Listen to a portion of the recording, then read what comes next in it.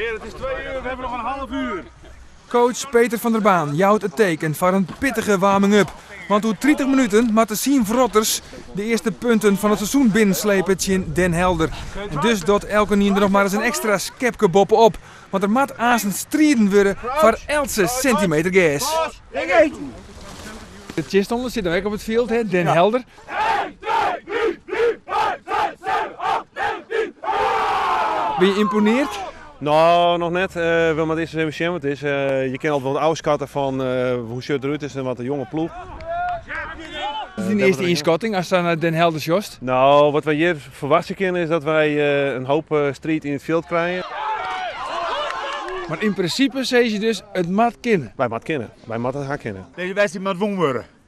Al wordt een wedstrijd winnen, zal deze competitie maar deze worden. Laat dit om een keer in de competitie worden. Ja, dat we nou punten pakken.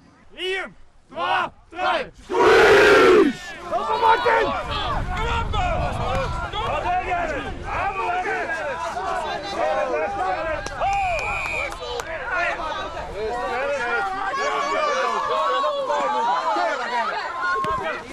Oei.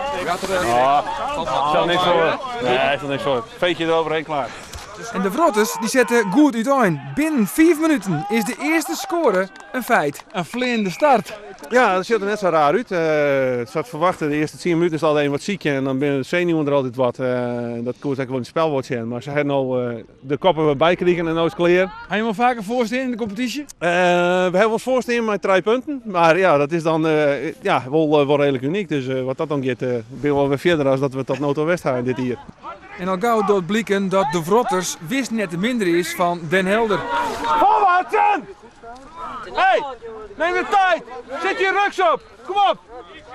Sterker, de Vrotters bouwen de vastsprong uit. Und jochentje zingen. Wat een wilde. Maar zoals dat hier bij rugby, het kan heel gauw weer de oren kant op gaan. En dat is echt wat er bad. Het knappe spul van de Vrotters zak het in als een plompudding. Zij helpte Den Helder weer in de race. En bij het skoft is de stoon nog maar jochentje zontje in het vaardiel van de Vrotters. Dat nog wel.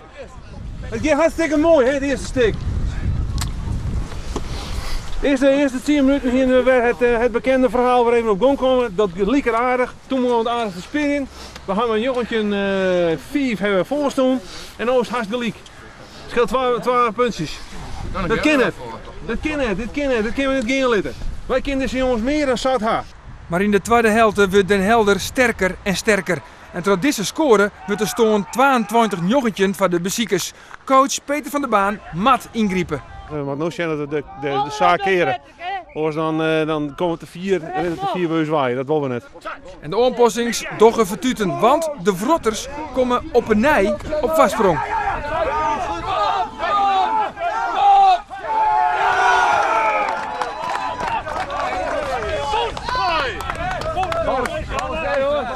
Nou, ik hier weer op de liedje.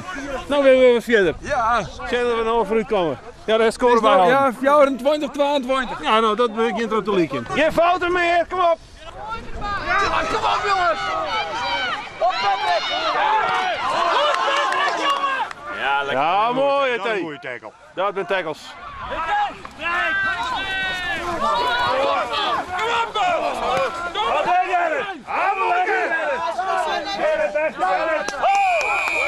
Het is wel spannend, hè? Het is spannend. Bij mij is het eigenlijk zelf wat spannend door wat fouten. Maar dit is de tackle weer een aantrekkelijke wedstrijd. En het tegenstander Max Hezen die speelt het heel aardig. Maar zo toch wat wezen op deze wat koude novemberdag hier op een gediek dat je gewoon sportskietnis kunnen wordt. Nou, dat is wel te volle. Het is toch wel aardig geweest inderdaad dat wij dit nog eens een keer even echt gewoon dik winnen. Zo heel snel mooi wezen. Winnen ben ik al heel blij, jongen. En die winst die zal er komen, want de Vrotters winnen met 29-24. De eerste oefening van het seizoen is een feit. Kijk Vrotters!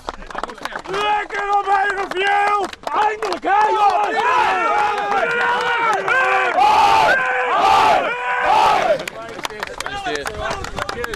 Kijk ik aan de cameraman. Eindelijk hè!